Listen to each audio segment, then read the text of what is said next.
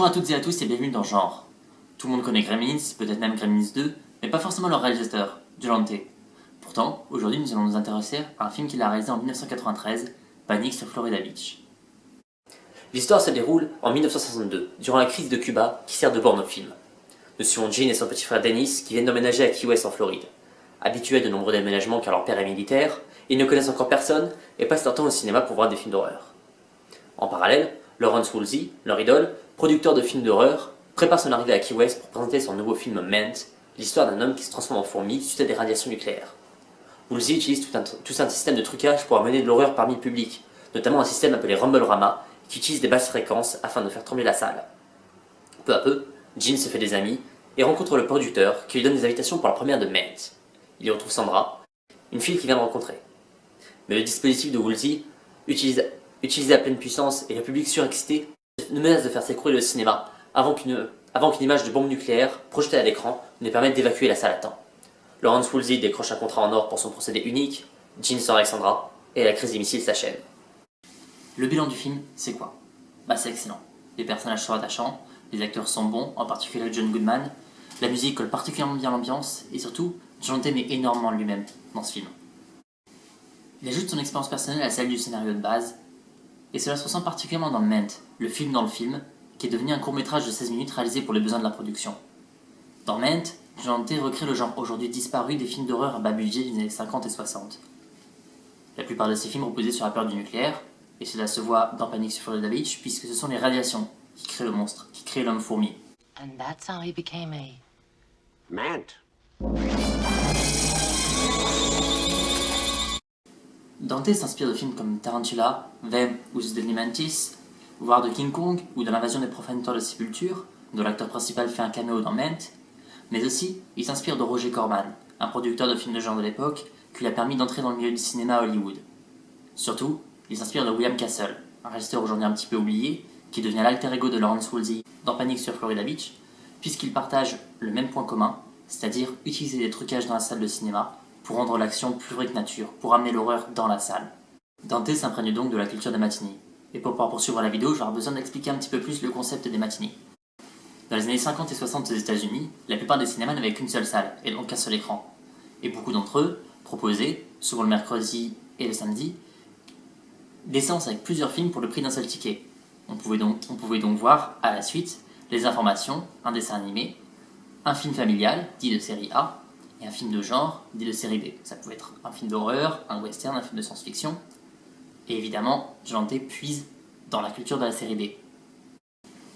L'importance des matinées dans Panic sur Florida Beach est donc capitale, puisque le titre VO du film, c'est Matinee. Ce qui montre bien à quel point ces séances de cinéma sont au cœur du film. Joe Dante leur rend hommage et parle aussi à la fin du film de leur disparition progressive, comme de celle des cinémas à écran unique. C'est donc un véritable hommage de Dante à tous ces cinémas qui a aujourd'hui complètement disparu. Il va d'ailleurs jusqu'à reprendre des dialogues entiers de films de genre de l'époque pour en faire une sorte de synthèse, pour en faire le film qu'il aurait voulu voir adolescent. Pour autant, il n'hésite pas à se moquer un petit peu des défauts de ses productions, qui restent toujours des films à bas budget. Il reproduit leur humour, il reproduit leurs défauts, mais jamais avec une distance ironique, plutôt avec un regard tendre et un petit peu loufoque, c'est ce qu'il dit lui-même. On peut donc dire qu'à travers Ment, Dante crée un film symptomatique d'une époque, une synthèse vue des dizaines d'années après. Joe Dante confronte le film dans le film à la réalité historique de la crise des missiles de Cuba, et c'est ce qui permet de faire avancer l'intrigue. En opposant Ment et l'histoire avec un grand H, il permet avec l'histoire, avec un petit H, de Panic sur Florida Beach de naître à l'écran. Le film illustre et cristallise la paranoïa que l'on pouvait vivre aux États-Unis quand on était un enfant ou un adolescent durant la guerre froide. Et d'ailleurs, beaucoup de parents, lors de la sortie du film au cinéma, ont emmené leurs enfants voir ce film pour leur montrer ce que c'était que d'être un enfant ou un adolescent durant cette période. La paranoïa collective que crée la guerre froide est illustrée par le personnage du directeur de cinéma, qui a toujours une radio sur lui, qui est branchée sur les ondes de l'armée, et qui a installé en dessous du cinéma un bunker avec les vivres qu'il lui faudra pour survivre en cas d'attaque nucléaire. Ce besoin sans cesse renouvelé de consommer pour continuer à exister malgré la menace d'une guerre nucléaire est vu à travers le regard extérieur des adolescents. Par exemple, Gene et Stan assistent à une scène de débâcle dans un supermarché et voient même leur professeur se battre pour un paquet de céréales. C'est leur présence et leur incompréhension qui lui permettent de se rendre compte de l'absurdité de la situation. Cela se voit aussi lors de l'exercice en cas d'alerte nucléaire.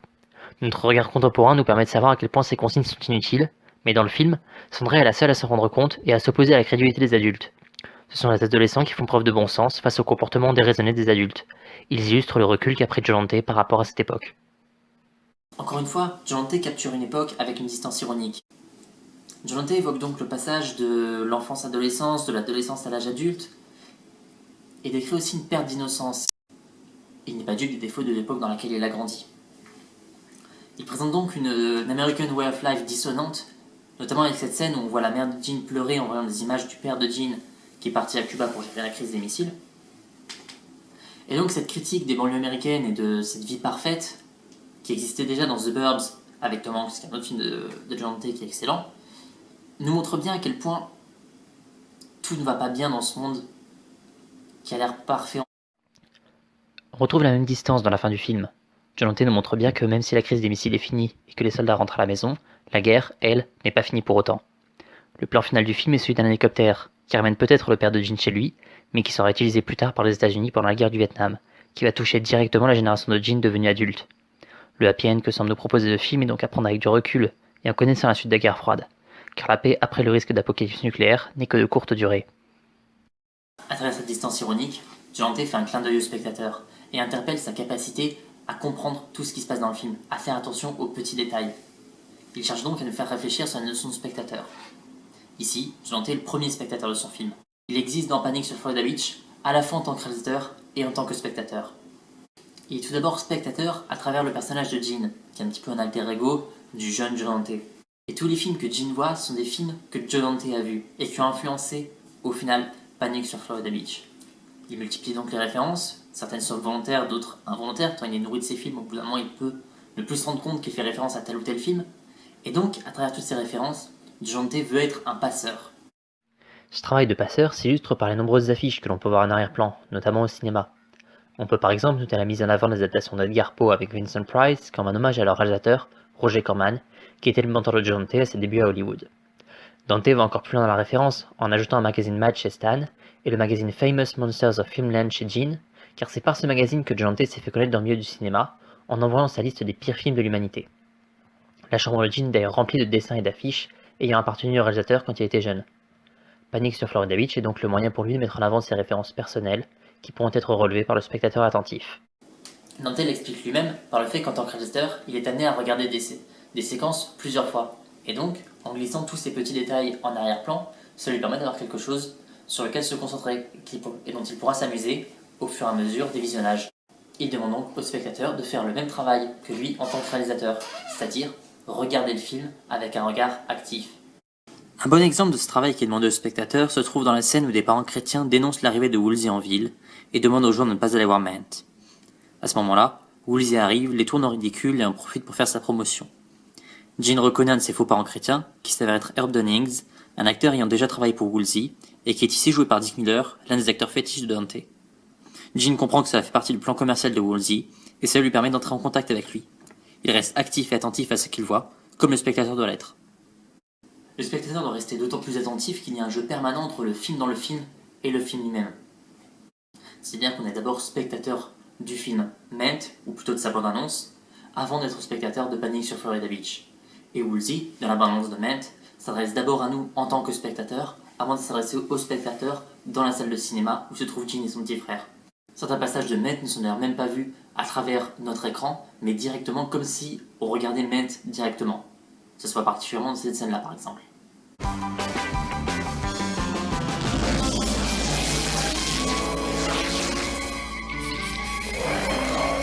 En tant que spectateur de Panic sur Florida Beach, on partage le point de vue des spectateurs du film dans le film. Donc on prépare à une expérience de cinéma totale, à la fois en tant que spectateur d'un film et spectateur d'un film dans le film. Ce qui crée donc un parallèle entre la vision de Woolsey et aussi celle de Cassel, qui était d'amener le film dans le public. L'expérience de cinéma est totale aussi par le rituel qu'elle implique. C'est ce que montre par exemple le plan séquence en vision subjective à l'intérieur du cinéma. C'est-à-dire que l'expérience de la salle de cinéma, du lieu de cinéma en lui-même, devient une expérience personnelle et unique pour le spectateur, qui fait qu'il va aller au cinéma comme on irait à l'église. Cela passe aussi par le personnel du cinéma, qui disparaît petit à petit à cette époque-là, et auquel Woolsey et donc Dante rend hommage, puisqu'il s'agit de toute cette expérience qui fait qu'il aime le cinéma. C'est le lieu cinéma qui lui fait aimer l'art cinéma. Donc Dante se retrouve dans ce fantasme de la salle et recrée dans Panic sur Florida Beach un monde d'enfance, mi-réel, mi-imaginaire. Réel parce qu'il s'inspire de toute son expérience de spectateur lorsqu'il était enfant et adolescent, mais aussi imaginaire. Il y a aussi toute cette dimension enfantine où fiction et réalité se confondent, où le film arrive dans la salle. Et John T le dit lui-même en interview, combien de fois aurait-il aimé, en voyant un film fantastique, un film de science-fiction, voir dans la salle ce qu'il voyait à l'écran. John T, en troublant la frontière entre réalité et fiction, met aussi en avant les bienfaits du film d'horreur, et il questionne notre rapport à lui. Le film met en avant les bienfaits du film d'horreur comme quelque chose qui nous permet, une fois qu'il est fini, de davantage apprécier la vie, qui crée un lien entre la peur dans la vie et la peur au cinéma. C'est ce qu'explique Woolsey à Jean dans la fameuse scène du mammouth, que je vous recommande d'aller voir, puisqu'il explique que lorsqu'on regarde un film d'horreur, on imagine que le pire peut arriver, et lorsque les lumières se rallument, on se rend compte qu'on a échappé au pire. C'est ce qui se passe dans Panic! At Florida Beach, puisque les gens vont voir Ment, un film sur les dangers du nucléaire, alors même que le monde est au bord de l'apocalypse nucléaire. Et lorsque Woolsey, pour faire évacuer la salle de cinéma qui menace de s'écrouler, met sur l'écran une image de bombe nucléaire, tout le monde évacue la salle de peur que ce soit la véritable bombe nucléaire. Et en sortant, et en voyant qu'ils sont toujours vivants, ils se rendent compte qu'ils ont échappé au pire. La peur du nucléaire est désamorcée par Ment, car elle donne aux gens l'impression d'avoir échappé à la mort. Et donc, en sortant du cinéma, ils se sentent encore plus vivants. Et c'est ce qui fait qu'ils vont aimer autant ce film. On ne peut pas s'empêcher de ressentir la même chose que le public lorsque c'est dit qu'il a échappé à la mort, sauf que nous connaissons l'histoire de la crise des missiles, et nous savons qu'il ne risque pas l'apocalypse nucléaire. Pourtant, nous avons peur pour le public qui est dans la salle de cinéma qui menace de s'écrouler. Nous avons peur pour le petit frère de Jean qui risque de tomber. C'est précisément ce qui se passe dans le cinéma qui prend le pas sur l'histoire avec un grand H.